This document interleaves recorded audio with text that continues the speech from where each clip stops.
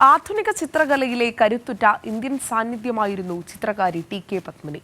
ഇന്ന് പത്മിനിയുടെ 55ാം ചരമദിനമാണ്.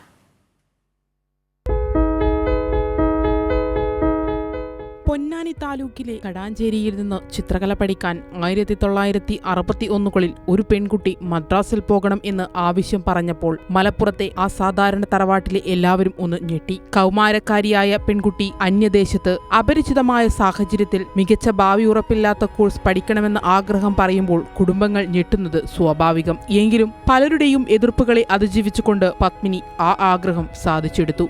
1961 അമ്മാവൻ ദിവാകരമേനോൻ മുൻകൈയെടുത്ത് മദ്രാസ് ആർട്സ് ആൻഡ് ക്രാഫ്റ്റ് കോളേജിൽ അയച്ചു. ആർട്ടിസ്റ്റ് നമ്പൂതിരിയായിരുന്നു ഇതിന് സഹായങ്ങൾ നൽകിയത്. KCS പണിക്കർ ആയിരുന്നു അന്ന് ആ സ്ഥാപനത്തിന്റെ പ്രിൻസിപ്പൽ. അദ്ദേഹത്തിന്റെ ശിക്ഷണത്തിൽ 6 വർഷത്തെ കോഴ്സ് 2 പ്രൊമോഷനുകൾ സഹിതം അവർ 4 വർഷം കൊണ്ട് 1965 1ാം റാങ്കോടെ പൂർത്തിയാക്കി. പിന്നീട് പല സ്കൂളുകളിലും അധ്യാപികയായി പ്രവർത്തിച്ചു. ഗ്രാമീണ സ്ത്രീകളും അവരുടെ ജീവിതവുമാണ് പത്മിനി ചിത്രങ്ങളുടെ മുഖ്യ പ്രമേയം. ഇരുണ്ട നിറങ്ങളും കട്ടികൂടിയ രേഖകളും പത്മിനിയുടെ ചിത്രങ്ങളുടെ പ്രത്യേകതയാണ്. പരമ്പരാഗത വിശ്വാസങ്ങളും സർപ്പക്കാവുകളും കളങ്ങളും ഇഴചേർന്ന അവരുടെ ചിത്രങ്ങളിലെ സ്ഥായീഭാവം വിഷാദമാണ്. ചിത്രകലയിലെ ക്ലാസിക് സങ്കേതങ്ങളും ജനിച്ചു വളർന്ന പശ്ചാത്തലങ്ങളിലെ പരിചിത കാഴ്ചകളും പത്മിനിയുടെ ചിത്രങ്ങളിൽ സമന്വയിക്കുന്നുണ്ട്. സ്ത്രീ ശരീരത്തിന്റെ ആവർത്തിക്കപ്പെടാത്ത സാന്നിധ്യവും പശ്ചാത്തലവുമായി അനുവർത്തിക്കുന്ന പ്രകൃതി ബിംബങ്ങളും ഒരു പൊതു സാമൂഹിക സ്ഥലമായല്ല, മറിച്ച് സ്ത്രീപക്ഷ കാഴ്ചകളിലൂടെ രൂപപ്പെട്ട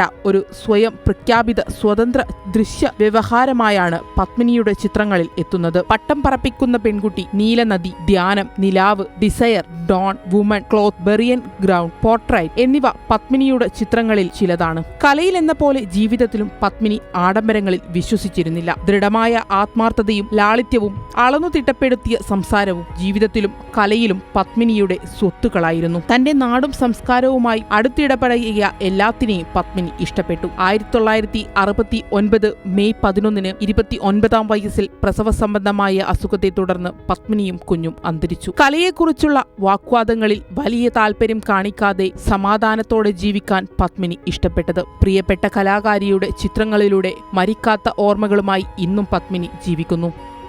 Saranya Poyyeri, news desk, Kairali news.